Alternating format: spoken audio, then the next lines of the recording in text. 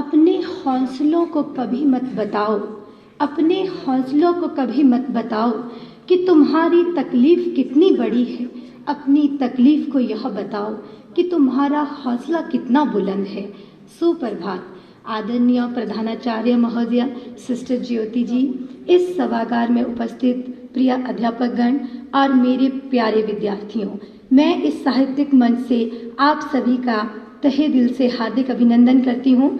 सर्वप्रथम मैं हमारे विद्यालय की प्रधानाचार्य जी, जो हमारे लिए हमेशा से ही प्रेरणा का स्रोत एवं मार्गदर्शक रही, आपका आभार व्यक्त करती हूँ, जिन्होंने हमें आज इस कविता पाठ प्रतियोगिता का न केवल हिस्सा बनने का मौका प्रदान किया, अपितु इस प्रतियोगिता में निर्णय करने का सुअवसर भी प्रदान किया। तत्पश्चात मैं हिंदी विषय से जुड़ी अध्यापिकाओं एवं उनकी सहयोगी कक्षा अध्यापिकाओं की प्रशंसा करना चाहूँगी, जिन्होंने विभिन्न कवियों एवं कवित्रियों द्वारा लिखित उत्कृष्ट कविताओं का चयन कर उचित स्वर, गति, हाव भाव, लय एवं शैली को मद्देनजर रखते हुए छात्रों को कविता पाठ करने के लिए प्रशिक्षित किया।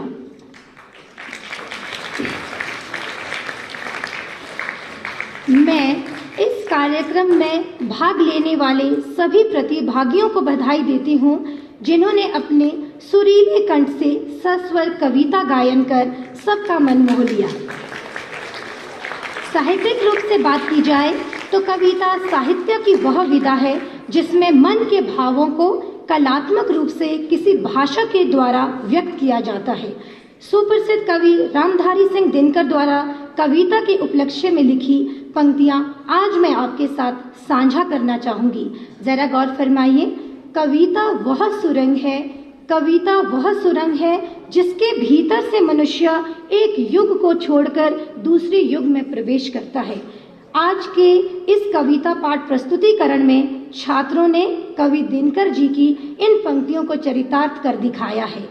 जहां एक ओर छायावाद की स्तंभ कही जाने वाली सुभद्रा कुमारी चौहान द्वारा लिखित कविता खूब लड़ी मर्दानी, वह तो झांसी वाली रानी थी, और गोपाल प्रसाद व्यास द्वारा लिखित खूनी हस्ताक्षर कविता के माध्यम से आज़ादी के लिए भारतीय सपूतों एवं वीरांगनाओं द्वारा दी गई शहादत, अदम्य शौर्य और जुनून का बखान किया गया।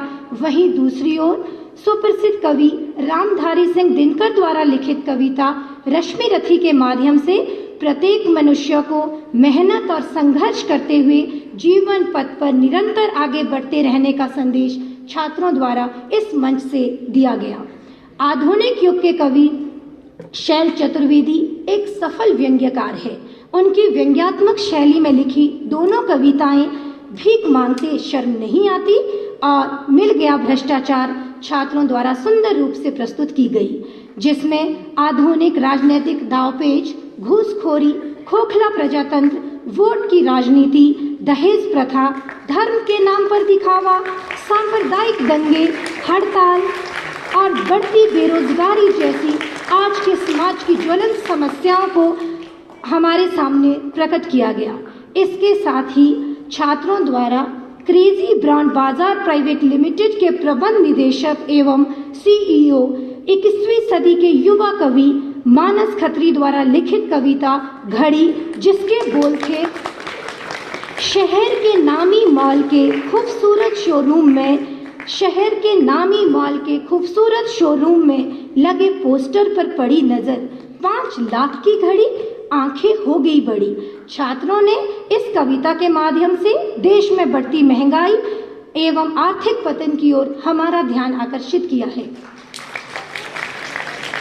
इस प्रकार छात्रों द्वारा प्रस्तुत किए गए कविता पाठ ने हमें आज आज़ादी का महत्व बताते हुए निज स्वार्थ को छोड़ देश प्रेम, देश हित और वासुदेव कुटुंबकम के प्रति कर्तव्यपरायण होने का संदेश दिया है। आप बच्चे भारत देश का भविष्य है और अपने देश को सामाजिक कुरीतियों से बचाते हुए विश्व गुरु बनाने के लिए आपको संघर्षरत रहना होगा। आपका ज़्यादा समय न लेते हुए इन पंक्तियों के साथ मैं अपनी वाणी को विराम देना चाहूँगी। चले हो मंजिल को पाने, चले हो मंजिल को पाने तो मुश्किलों से भी टकराना होगा। चले हो मंजिल को पाने तो मुश्किलों से भी टकराना होगा। तुम्हें अपने सपनों को पूरा करने के लिए सब मुसीबतों से लड़ जाना होगा, सब मुसीबतों से लड़ जाना होगा। धन्यवाद।